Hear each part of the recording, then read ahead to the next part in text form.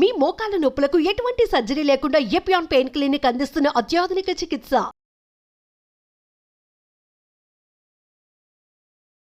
Hi hello welcome to Suman TV. సాధారణంగా మోకాల నొప్పులు అనేవి ఏ కారణంతో వస్తాయి? మోకాల నొప్పి వచ్చేటప్పుడు ఖచ్చితంగా మనం సర్జరీకి వెళ్లాల్సిన అవసరం ఎంతవరకు ఉంటుంది? సర్జరీ కన్నా ముందు ఫిజియోథెరపీ తోటి తగ్గించుకునే అవకాశం ఎంతవరకు ఉంది? ఈ విషయాన్ని తెలియజేసేందుకు మనతో పాటు ఉన్నారు ఫిజియోథెరపిస్ట్ డాక్టర్ భానుపూర్ణిమ గారు.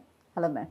హలో అండి ma'am, generally first of all మనం మాట్లాడుకుంటే మోకాళ్ళ నొప్పులని ఏ కారణాలతో వస్తూ ఉంటాయి? మోకాళ్ళ నొప్పులు అనేవి మోకాలు నొప్పులు అనేది చాలా జనరలైజ్డ్ టర్మ్ అండి. సో మోకాళ్ళ దగ్గర నొప్పి ఉంటే మోకాలు నొప్పి అనేస్తాం.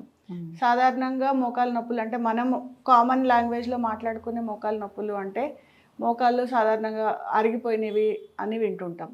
ఆస్టియోఆర్థరైటిస్ అంటాం. సో అంటే ఏంటంటే ఎప్పుడైతే మన మజిల్ అనేది వీక్ అవుతుందో, సాధారణంగా ఒకప్పుడు చాలా ఎల్డర్లీ పీపుల్ అంటే 65 సంవత్సరాలు 70 సంవత్సరాలు దాటిన వాళ్ళలో మాత్రమే ఈ మోకాలు అరిగిపోవడం అనేది చూస్తూ ఉండేవాళ్ళం. ఇప్పుడు వయసుతో సంబంధం లేకుండా చాలా యంగ్ ఏజ్లో కూడా ఈ మోకాళ్ళు అరిగిపోవడం అనేది సాధారణంగా చూస్తున్నాం. సో ఈ మోకాలు నొప్పులకి రకరకాల కారణాలు ఉంటాయండి. ఒకటి మెయిన్ కారణము ఈ ఆస్టియోఆర్థరైటిస్ అనుకుంటే కీళ్ళవాతం అంటాం, రుమటాయిడ్ ఆర్థరైటిస్. సో దాంతో కూడా ఈ మోకాలు నొప్పులు చాలా ఎక్కువగా చూస్తుంటాం. తర్వాత ఈ మోకాలు నొప్పులు మనము ఎక్కువగా చూసేది స్పోర్ట్స్ పీపుల్ అంటే ఇంజరీస్ జరిగినప్పుడు, ఆటలు ఆడేటప్పుడు లోపల ఏమైనా ఇంజరీస్ అంటే లిగమెంట్ ఇంజరీస్ కానీ మెనిస్కల్ టైర్స్ కానీ జరిగినప్పుడు దీర్ఘకాలికంగా వాళ్ళని మోకాళ్ళ నొప్పులు అనేవి వేధిస్తూ ఉంటాయి. సో తర్వాత ఏదైనా యాక్సిడెంట్స్లో ఏదైనా మోకాలకి దెబ్బ తగలడం ద్వారా కానీ, లోపల ఏదైనా లోవర్ లింబ్ బోన్స్లో ఏదైనా ఫ్రాక్చర్స్ అవ్వడం వల్ల కానీ, అలాంటి సందర్భాల్లో కూడా మనం ఈ మోకాలు నొప్పులు అనేవి సాధారణంగా చూస్తూ ఉంటాం. సో జనరల్గా మేల్ అండ్ ఫీమేల్స్లో ఎక్కువగా చూసుకున్నట్లయితే ఎవరిలో ఎక్కువగా మనం దీన్ని ఐడెంటిఫై చేయొచ్చు? అండ్ ఒబేసిటీ ఉండే వాళ్ళకే మేజర్గా ఈ పెయిన్స్ అనేది ఎక్కువ చూడొచ్చు అంటారు మోకాళ్ళ నొప్పులు? ఈ మోకాళ్ళ నొప్పులు సాధారణంగా ఇద్దరిలోని చూస్తామండి. మేల్స్లో చూస్తాము, ఫీమేల్స్లో కూడా చూస్తాము. అంటే మోస్ట్లీ ఫీమేల్స్ లోనే మెనోపాజ్ టైంలోనే అట్లాగా మనకి ఎక్కువగా కనిపించే అవకాశం ఉంటుంది. మెనోపాజ్ సైజ్లో ఎందుకు అంటే ఫీమేల్స్లో ఆస్టియోపోరోసిస్ అనేది మనం ఎక్కువగా చూస్తాం. సో ఆస్టియోపోరోసిస్ వల్ల ఏంటంటే బోన్ వీక్ అయిపోతుంది. సో దాంతో యాక్టివిటీ తగ్గిపోవడము, సో దానివల్ల మజిల్ వీక్ అవడము, దాంతో మన మోకాల నొప్పులు అనేది సాధారణంగా చూస్తూనే ఉంటాం. ఈ ఒబేసిటీ అనేది కూడా మోకాల నొప్పులకి కారణమవుతుంది. ఎందుకంటే మన జాయింట్ మీద బరువు అనేది ఎక్కువ పడడం వల్ల, అంటే అది మోయగలిగిన కెపాసిటీ కంటే ఎక్స్ట్రా వెయిట్ దాని మీద కంటిన్యూస్గా పడటం వల్ల కూడా ఈ మోకాలు తొందరగా అరిగిపోయే ఛాన్సెస్ ఉంటాయి. సో మోకాల నొప్పులకి సర్జరీ స్టేజ్కి, నీ రీప్లేస్మెంట్ సర్జరీలు వాటిలో వెళ్తూ ఉంటారు కదా, సో సర్జరీ స్టేజ్కి ఎప్పుడు వెళ్ళాల్సిన అవసరం ఉంటుంది? సర్జరీని అసలు అవాయిడ్ చేయడం అనేది కుదరదా?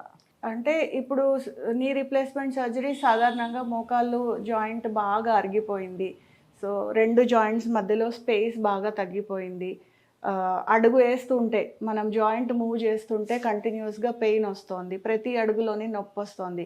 సో ఈ స్టేజ్కి వెళ్ళినప్పుడు ఖచ్చితంగా సర్జరీ అనేది అవసరం పడుతుందండి. కాకపోతే అందులో మనము మోకాలు నొప్పులు రాగానే ఇంకా నాకు సర్జరీ తప్పదా అని బాధపడిపోవాల్సిన అవసరం ఏం లేదు. సో అందులో గ్రేడ్స్ ఉంటాయి. అంటే ఇనీషియల్గా అంటే మోకాలు నొప్పిని స్టార్ట్ అయిన వెంటనే మీరు జాగ్రత్త తీసుకొని, సో మీరు ఫిజియోథెరపీ కనుక చేయించుకుంటే సాధ్యమైనంత వరకు అసలు సర్జరీని అవాయిడ్ చేసే అవకాశాలు చాలా ఉంటాయండి. అయితే నీ రీప్లేస్మెంట్ సర్జరీ తర్వాతే ఎందుకు ఫిజియోథెరపీ అనేది చేయించుకుంటారు? నీ రీప్లేస్మెంట్ సర్జరీ తర్వాత మాత్రమే ఫిజియోథెరపీ చేయించుకోవాలి అనేది చాలా పెద్ద అపోహ అండి. సర్జరీ అంటే, నీ రీప్లేస్మెంట్ సర్జరీ అంటే మనకి రెండు బోన్స్ అంటే పైన ఫీమర్ బోను, కింద టిబియా ఫిబ్లా, ఇటు బోను కట్ చేసి, అంటే కంప్లీట్గా ఈ రాపిడికి సర్జరీ చేసుకునే స్టేజ్ వచ్చిందంటేనే కంప్లీట్గా జాయింట్లో బోన్స్ అనేవి అరిగిపోయి ఉంటాయి. సో అరిగిపోయిన బోన్స్ రెండు ఒకదానికొకటి అతుక్కొని మూమెంట్ అయిన ప్రతిసారి రాపిడికి విపరీతమైన నొప్పి అనేది వస్తూ ఉంటుంది. సో సర్జరీలో ఏం చేస్తారంటే ఇటు సైడ్ బోన్ కట్ చేస్తారు, ఇటు సైడ్ బోన్ కట్ చేస్తారు, ఆర్టిఫిషియల్ జాయింట్ తోటి రిప్లేస్ చేసి మళ్ళీ కలిపేస్తారు. సో అప్పుడు మనకి నొప్పి అనేది ఉండదు. సర్జరీ స్టేజ్ వచ్చింది అంటే కనీసము ఒక 8 సంవత్సరాలు 10 సంవత్సరాలు అయితే కానీ మనకి సర్జరీ స్టేజ్ అనేది రాదు. సో నొప్పితో కంటిన్యూస్గా బాధపడుతూనే ఉంటారు. ఆ నొప్పి అవాయిడ్ చేయడానికి కంపెన్సేటరీ మూమెంట్స్ అలవాటు చేసుకుంటారు. కాలు కుంటడం అనేది వచ్చేస్తుంది. సో గెయిట్ అనేది కంప్లీట్గా మారిపోతుంది. సో ఆ స్టేజ్ వచ్చేటప్పటికి ఎట్లా అంటే హిప్ జాయింట్స్ దగ్గర నుంచి నీ జాయింట్ కంప్లీట్గా రిజిడ్ అయిపోతుంది, ఫ్లెక్సిబిలిటీ ఉండదు, యాంకిల్ జాయింట్ దగ్గర మూమెంట్ మారిపోతుంది. ఇవన్నీ ఏమి మనం అడ్రస్ చేయకుండా డైరెక్ట్ మోకాలు నొప్పి ఇమీడియట్గా తగ్గిపోతుంది అనుకొని సర్జరీకి వెళ్ళిపోతే, సర్జరీ తర్వాత ఇప్పుడు ఈ బోన్ కట్ చేసింది హీల్ అవ్వాలి, మజిల్ కట్ చేసింది హీల్ అవ్వాలి, అవన్నీ హీల్ అయ్యి దాంతో పాటు మనకి మూమెంట్ రావాలి అంటే చాలా చాలా ఇబ్బంది పడతారు. సో ఫిజియోథెరపీ అనేది సర్జరీ తర్వాత చాలా చాలా పెయిన్ఫుల్ ప్రాసెస్ అండి. సో ఆ పెయిన్ తట్టుకోలేక చాలా మంది అమ్మో నాకు వద్దు అనేసి వదిలేసి ఎలా ఉంటే అలా ఉంటుందిలే అనేసి వదిలేస్తారు. మనం సర్జరీస్ ఫెయిల్ అవుతున్నాయి, చేయించుకున్న ఉపయోగం లేదు అని చాలా మంది కంప్లైంట్ చేస్తుంటారు. సో ఇవి అవాయిడ్ చేయాలంటే మనం చేయాల్సింది ఏంటంటే, సర్జరీ ఒకవేళ మనం ప్లాన్ చేసుకుంటున్నాం అంటే ఇంకా తప్పని స్టేజ్ వచ్చింది అన్నప్పుడు మీరు ఖచ్చితంగా ఫిజియోథెరపీకి వెళ్ళాలి. ఫిజియోథెరపీకి వెళ్తే ఏంటంటే ఫస్ట్ మీ మూమెంట్స్ అన్నీ కరెక్ట్ చేసుకోవాలి.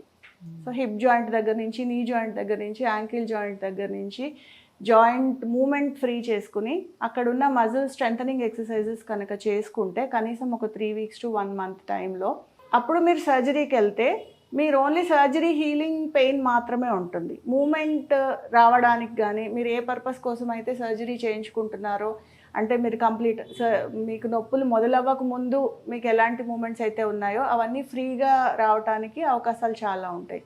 సో సర్జరీ ఫెయిల్ అయింది అనడానికి అవకాశాలు చాలా చాలా తక్కువ ఉంటాయి. అయితే ఇప్పుడు 4th గ్రేడ్కి వచ్చేటప్పుడు మనం నీ రీప్లేస్మెంట్ సర్జరీకి అనేది వెళ్తూ ఉంటాం, కానీ 4th గ్రేడ్ వచ్చేంత వరకు ఎందుకు బిఫోర్ స్టేజ్లోనే వాళ్ళు ఐడెంటిఫై చేయడానికి కుదరదా? అప్పుడు ఫిజియోథెరపీ తీసుకుంటే దీన్ని పోస్ట్పోన్ చేసుకోవడానికి అవకాశం ఉంటుంది కదా, సో ఎలా ఐడెంటిఫై చేయాలి అని? డెఫినెట్లీ చేసుకోవచ్చు అండి. ఆస్టియోఆర్థరైటిస్ అనేది 4 గ్రేడ్స్లో మనం డివైడ్ చేస్తాము. ఇనీషియల్ గ్రేడ్లో కనుక మనం దీన్ని ఐడెంటిఫై చేస్తాం, మనం ఒక చిన్న ఎక్స్రే తీసుకుంటే ఎక్స్రేలో మన బోన్స్ మధ్యలో ఉన్న గ్యాప్ని బట్టి ఏ గ్రేడ్ ఉంది అనేది డిసైడ్ చేస్తాం. సో దాన్ని డిసైడ్ చేసుకుని ఎక్స్రేలో మనం దాన్ని కనుక డిటర్మైన్ చేసుకుంటే ఇమీడియట్గా మనం ఫిజియోథెరపీ తీసుకుంటే కనుక ఫస్ట్ ఒకటి పెయిన్ తగ్గించడానికి ట్రీట్మెంట్ తీసుకోవడము, తర్వాత పెయిన్ రిపీట్ అవ్వకుండా ఉండడానికి రెగ్యులర్గా స్ట్రెంథనింగ్ ఎక్సర్సైజెస్ చేసుకుంటూ ఉండడం.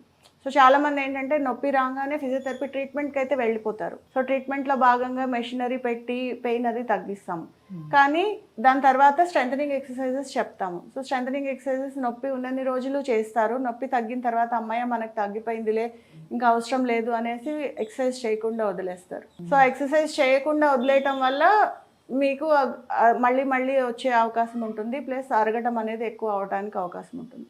సో మనం ఎప్పుడైతే ఐడెంటిఫై చేస్తామో, సో గ్రేడ్ 1 కానీ గ్రేడ్ 2 కానీ ఆస్టియోఆర్థరైటిస్ కనుక మనం ఐడెంటిఫై చేస్తే, సో రెగ్యులర్గా మనం ఫిజియోథెరపీ చేసుకుంటూ ఉండి రెగ్యులర్గా స్ట్రెంథనింగ్ ఎక్సర్సైజెస్ కనుక చేసుకుంటే సో మనం ఈ సర్జరీ స్టేజ్ వెళ్ళకుండా మ్యాక్సిమం అవాయిడ్ చేయొచ్చు. సో ఏముంటుంది ఫిజియోథెరపీలోని ట్రీట్మెంట్ అనేది, ప్రాసెస్ అనేది ఎలా ఉంటుంది? ప్రాసెస్ అనేది మనకి స్టేజ్ని బట్టి ఉంటుందండి. ఫిజియోథెరపీకి రాగానే ఫస్ట్ 2 ఎయిమ్స్ ఉంటాయి. ఒకటి నొప్పి తగ్గించడము, 2 మూమెంట్ రెస్టోర్ చేయడం. ఇనీషియల్గా ఫస్ట్ మా దగ్గరికి రాగానే ఎక్స్రే చూస్తాము, ఏ గ్రేడ్లో ఉందో డిసైడ్ చేసి దాన్ని బట్టి ఫస్ట్ పెయిన్ తగ్గించడానికి మెషినరీ ఉంటుంది. సో ఆ మెషిన్స్ పెట్టేసి ఫస్ట్ ఒక 1 week 10 days వాళ్ళ రెస్పాన్స్ని బట్టి పెయిన్ తగ్గిన తర్వాత స్లోగా ఇప్పుడు ఏదైనా రేంజ్ ఆఫ్ మోషన్ తగ్గింది అంటే మూమెంట్ ఎప్పుడైనా తగ్గితే కనుక ఆ మూమెంట్ పెరగడానికి పేషెంట్ తోటి ఎక్సర్సైజెస్ చేపిస్తాం. ఒకవేళ వాళ్ళంతలో వాళ్ళు చేసుకోగలిగితే వాళ్ళతోటి, ఒకవేళ వాళ్ళంతలో వాళ్ళు చేసుకోలేకపోతున్నారు అని అనిపిస్తే కనుక మేమే దాన్ని కరెక్ట్ చేసి ఫుల్ రేంజ్ మూమెంట్ రెస్టోర్ చేస్తాం.